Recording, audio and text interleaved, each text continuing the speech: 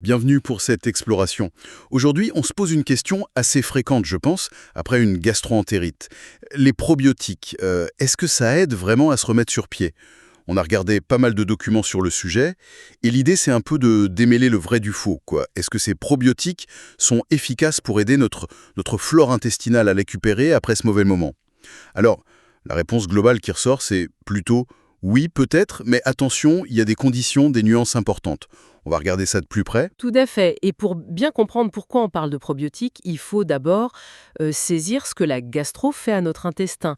C'est une vraie perturbation du microbiote intestinal, la fameuse flore intestinale, qu'elle soit virale, bon, on pense souvent au rotavirus, neurovirus, ou alors bactérienne ou même parasitaire. Le point commun, c'est l'inflammation.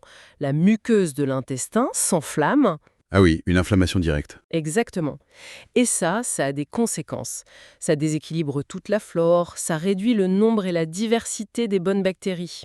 Et en même temps, le corps essaie d'expulser le microbe, donc diarrhée, vomissement, et ça évacue beaucoup de bactéries, les bonnes comme les mauvaises. Les symptômes directs, bon, tout le monde les connaît, diarrhée, vomissement, mal de ventre, plus faim, mais ça peut durer après. La digestion reste difficile, on se sent fatigué, le système immunitaire est un peu à plat, surtout chez les personnes fragiles d'ailleurs. Et si la fleur se remet mal, on peut garder des soucis digestifs plus longtemps. Oui, on voit bien le tableau. L'intestin est complètement chamboulé. Et c'est là, si je comprends bien, que les probiotiques entrent en jeu. Les sources qu'on a vues les présentent comme des micro-organismes vivants. C'est ça. Des bactéries comme les lactobacilles, les bifidobactéries, ou même des levures, qui seraient proposées pour aider à repeupler l'intestin une fois la tempête passée. C'est l'idée générale, oui. L'objectif, c'est vraiment de soutenir la restauration de cette flore qui a été déséquilibrée. On espère quoi? Peut-être réduire un peu la durée des sels liquides qui traînent, aider la digestion à repartir, éviter certains tracas post-gastro comme un transit qui reste lent ou une fatigue digestive. Mais attention, un point vraiment important sur lequel tout le monde insiste, ce ne sont pas des médicaments pour traiter la gastro elle-même, surtout pendant la phase aiguë. C'est plus un accompagnement pour la récupération. D'accord. Donc, pas un traitement curatif, plutôt une aide pendant la convalescence. La question qui vient tout de suite, c'est est-ce que tous les probiotiques se valent? Est-ce que n'importe lequel fait l'affaire? Les infos qu'on a semblent dire que non. Non, effectivement. Le choix de la souche, ça a l'air d'être assez clé. Il y a des noms qui reviennent plus souvent dans les documents pour cette situation précise, après une gastro chez l'adulte. Ah oui, On parle beaucoup d'une levure, Saccharomyces boulardii, et d'une bactérie, Lactobacillus rhamnosus GG. Il y a même une référence à une grosse analyse d'études, celle de McFarland en 2010, oui, j'ai vu ça. qui montrait que Saccharomyces boulardii réduisait bien la durée des diarrhées aiguës. L'avantage de S. boulardii, c'est que c'est une levure, donc les antibiotiques, si jamais il y en a, ne la tuent pas. Et elle aurait aussi une action contre certaines toxines et un effet anti-inflammatoire. Intéressant. Et Lactobacillus rhamnosus GD, c'est une autre star des études qui aiderait à renforcer la paroi de l'intestin et à calmer un peu la réponse immunitaire locale. D'accord, donc il y a vraiment des spécificités. Choisir la bonne souche, c'est important. Mais j'imagine que le moment où on les prend, le timing, ça compte aussi. Quand est-ce qu'on devrait commencer? C'est l'autre point crucial, oui. La recommandation générale, c'est plutôt d'attendre la fin de la phase aiguë. C'est-à-dire, Attendre que la chièvre soit tombée et surtout que les vomissements aient cessé. La logique est simple. Si on prend des probiotiques alors qu'on vomit encore ou que la diarrhée est très forte, ils risquent d'être expulsés direct. oui, logique. Ils n'auront pas le temps de s'installer, même un peu, dans l'intestin pour agir. Ça se tient. Faut laisser passer le plus gros de l'orage avant d'envoyer les renforts. Mais est-ce qu'il y a un risque si on attend trop longtemps? Est-ce qu'il y a une fenêtre idéale? Les sources ne donnent pas de date limite précise, mais l'idée c'est vraiment d'agir pendant la convalescence, quand ça commence à aller mieux, mais que la flore est encore fragile. Donc commencer dès que fièvre et vomissements se calment, ça semble le bon moment pour aider à la recolonisation. Pour revenir sur la prise pendant la phase aiguë, même si c'est pas l'idéal à cause de l'expulsion rapide, certaines données suggèrent que S. boulardii pourrait quand même aider un peu sur la durée de la diarrhée. Mais bon, si on peut attendre la stabilisation, c'est souvent mieux. Compris. Et une fois qu'on a commencé, on continue combien de temps? Est-ce qu'il y a une durée type? Alors là, on se base un peu sur les études concernant les troubles digestifs qui peuvent suivre une infection, comme le syndrome de l'intestin irritable post-infectieux. D'après ça, les durées qui reviennent souvent dans les infos, c'est entre 7 jours et, disons, un mois, 30 jours. C'est la période où on espère aider le microbiote à retrouver un équilibre plus solide. D'accord, 7 à 30 jours. Passons au côté pratique. Comment on les prend, ces probiotiques, pour qu'ils soient le plus utiles possible? Parce que parfois, les indications sur les boîtes varient un peu. C'est vrai. La première chose, c'est de bien lire et suivre ce que dit le fabricant du produit choisi. Certains conseillent de les prendre à jeun pour éviter l'acidité de l'estomac, d'autres pendant les repas parce que la nourriture pourrait protéger un peu les bactéries. D'accord. Une petite astuce mentionnée parfois, c'est d'essayer de les prendre à heure fixe chaque jour. Ça peut aider à créer une régularité. Et une précaution importante, éviter de les avaler juste après quelque chose de très chaud ou de très acide comme le café. Ça pourrait abîmer les micro-organismes vivants. Ah oui, le café du matin, hein. Si on le prend juste après le probiotique, ça pourrait réduire l'effet. Bon, à savoir ça. Et au-delà de la gélule elle-même, j'imagine que ce qui se passe dans l'intestin, l'environnement, ça joue aussi. Ah, mais complètement. L'écosystème où ils arrivent est super important. Déjà, l'hydratation. Après une gastro, on a perdu beaucoup d'eau, donc boire suffisamment, c'est la base de la récup.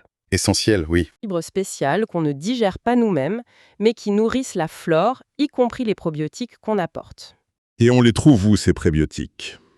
Dans les légumes plutôt cuits au début, pour être doux, les fruits, les légumineuses, les céréales complètes. C'est un peu comme apporter les ouvriers, probiotiques, et leur boîte à outils, prébiotiques. Ça marche ensemble. Probiotiques, prébiotiques, un bon duo potentiellement. Et les différentes formes alors? Gélules, poudre, boisson, est-ce que ça change grand-chose? D'après les infos qu'on a, le format en lui-même, gélules, sachets, etc., est moins crucial que d'autres choses. Ce qui compte vraiment, c'est la qualité et la spécificité de la souche, la quantité de bactéries vivantes garantie jusqu'à la fin, pas juste à la fabrication, et est-ce que le produit protège bien ces bactéries de l'acidité de l'estomac pour qu'elles arrivent vivantes là où il faut. Donc faut lire les étiquettes attentivement. Exactement. Certaines gélules sont gastro-résistantes, par exemple. Il vaut mieux choisir des marques sérieuses, reconnues pour leur qualité. Clair. Faut regarder ce qu'il y a dedans, pas juste l'emballage. D'autres points pratiques à avoir en tête? Oui, un truc important, c'est si jamais on prend des antibiotiques en même temps, bon, c'est rare pour une gastrovirale classique, mais ça peut arriver s'il y a une surinfection ou une gastrobactérienne. Dans ce cas, c'est crucial d'espacer la prise du probiotique et de l'antibiotique d'au moins 2 ou 3 heures. Ah oui. Pourquoi? Sinon, l'antibiotique risque tout simplement de tuer les bonnes bactéries du probiotique qu'on essaie d'apporter. Ça annulerait l'effet. Logique. Et puis, le conseil de prudence de base, si on a un doute, si on a une maladie chronique, un système immunitaire fragile ou si on est une personne âgée, il vaut toujours mieux demander l'avis de son médecin ou pharmacien avant de commencer à prendre des probiotiques. Très bien. On a vu le comment. Mais il y a d'autres questions qui reviennent souvent et les sources en parlent. Par exemple, est-ce qu'on peut trouver ces probiotiques naturellement dans ce qu'on mange, sans acheter de compléments? Oui, tout à fait. L'alimentation peut être une source naturelle, surtout via les aliments fermentés. Les plus connus, c'est les yaourts avec ferment actif, le kéfir, de lait ou de fruits, certains fromages, la choucroute crue, attention, non pasteurisée. Ah, la pasteurisation les tue. Oui, ça détruit les micro-organismes. Il y a aussi le kimchi, le miso, le kombucha. Manger régulièrement ce type d'aliments, ça aide la santé intestinale en général. Mais la quantité et les souches exactes dans ces aliments sont moins contrôlées, moins concentrées que dans les suppléments spécifiques. Autre question essentielle, est-ce que ça remplace une visite chez le médecin, si ça va vraiment pas ou si ça dure? Ah non, absolument pas. Et ça, c'est un message hyper important qui ressort partout. Les probiotiques ne sont pas des médicaments. Ça ne remplace jamais une consultation médicale si c'est nécessaire. Ils ne traitent pas l'infection elle-même, ni les complications possibles comme une déshydratation grave. Donc si les symptômes sont forts, Exactement. Si la gastro est intense, si ça dure plus de quelques jours, s'il y a de la fièvre forte, du sang dans les selles, ou si l'état général se dégrade, il faut consulter, c'est impératif. Les probiotiques, on peut les voir comme un soutien, après, quand ça va mieux, ou en complément d'un traitement médical si besoin, mais jamais à la place. Message reçu. C'est pas une alternative aux soins médicaux. Et à l'inverse, est-ce qu'on peut les utiliser en prévention pour essayer d'éviter d'attraper la gastro? Bonne question. Certaines souches, justement, Saccharomyces boulardii et Lactobacillus rhamnosus GG, ont étudié pour prévenir des diarrhées spécifiques. Par exemple, la diarrhée du voyageur, la tourista, ou celle liée aux antibiotiques. Là, oui, il semble y avoir un intérêt potentiel. Mais pour la gastro de tous les jours? pour la gastro normale qu'on attrape comme ça, les preuves sont moins fortes. Une utilisation systématique en prévention n'est pas vraiment recommandée. Si on pense à un usage préventif pour une situation particulière, comme un voyage, le mieux c'est d'en parler à un professionnel pour voir si c'est pertinent et quelle souche choisir. D'accord, prévention oui, mais ciblée. Pas une recette miracle anti-gastro pour tout le monde. On a aussi parlé de la diarrhée. Si elle traîne un peu après la phase aiguë, on peut quand même commencer les probiotiques, hein? Oui, on peut commencer même si le transit n'est pas encore revenu à la normale. Mais il faut juste savoir que si la diarrhée est encore bien présente, les probiotiques risquent d'être un peu moins efficaces parce qu'ils restent moins longtemps dans l'intestin. Attendre que ça commence à se calmer un peu, ça pourrait optimiser leurs chances. Et dernière question de cette série, certains se demandent s'il faut associer les probiotiques avec des enzymes digestives après une gastro pour aider tout le système. C'est pertinent ça? Ce n'est pas forcément nécessaire ou systématique. Les enzymes digestives, elles aident à couper les aliments et peuvent être utiles si la digestion reste difficile après l'infection. Les probiotiques, eux, agissent sur l'équilibre de la flore. C'est pas la même chose. D'accord. Parfois, ça peut être complémentaire si par exemple une mauvaise digestion semble liée à un déséquilibre de la flore, mais c'est plutôt du cas par cas et idéalement sur avis d'un professionnel qui évalue la situation. Et il y a un point vraiment très important soulevé dans les documents qu'il faut absolument souligner, ça concerne les enfants. Ah oui, avec Jean. Oui, alors, qu'on voit un intérêt potentiel chez les adultes sous condition, la situation semble très différente chez les enfants, du moins pour réduire la durée des symptômes aigus. Des grandes études nord-américaines, citées par exemple via medicite.fr dans nos sources, ont comparé certains probiotiques, y compris des souches comme Lactobacillus rhamnosus GG, à un placebo chez des enfants avec une gastro. Et alors?